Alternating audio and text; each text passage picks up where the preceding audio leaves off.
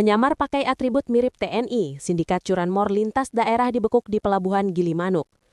Upaya pelarian sindikat pencurian kendaraan bermotor lintas daerah dengan modus penyamaran berhasil digagalkan aparat kepolisian di kawasan Pelabuhan Gilimanuk, Kecamatan Melaya, Kabupaten Jembrana pada Selasa 16 Denpasar 2025 dini hari.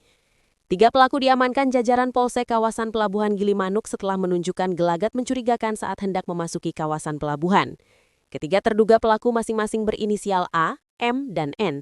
Mereka diduga sengaja mengenakan pakaian dinas lapangan menyerupai atribut TNI sebagai modus penyamaran agar dapat lolos dari pemeriksaan petugas.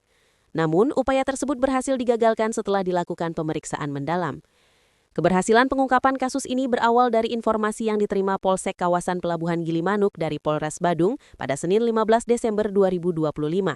Informasi tersebut menyebutkan adanya dugaan pelaku curanmor yang berencana melarikan diri melalui jalur penyeberangan Gilimanuk ke Tapang.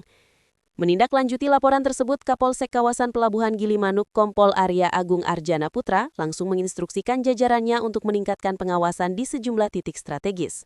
Saat pemeriksaan dilakukan, ketiga terduga pelaku berhasil diamankan tanpa perlawanan.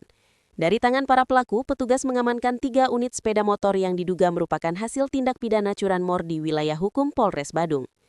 Sementara itu, Kapolres Jembrana AKBP Kadek Citra Dewi Suparwati melalui Kasih Humas Polres Jembrana, Ibta I Putu Budi Arnaya, menegaskan komitmen Polri dalam menjaga keamanan jalur vital nasional dari kejahatan lintas wilayah.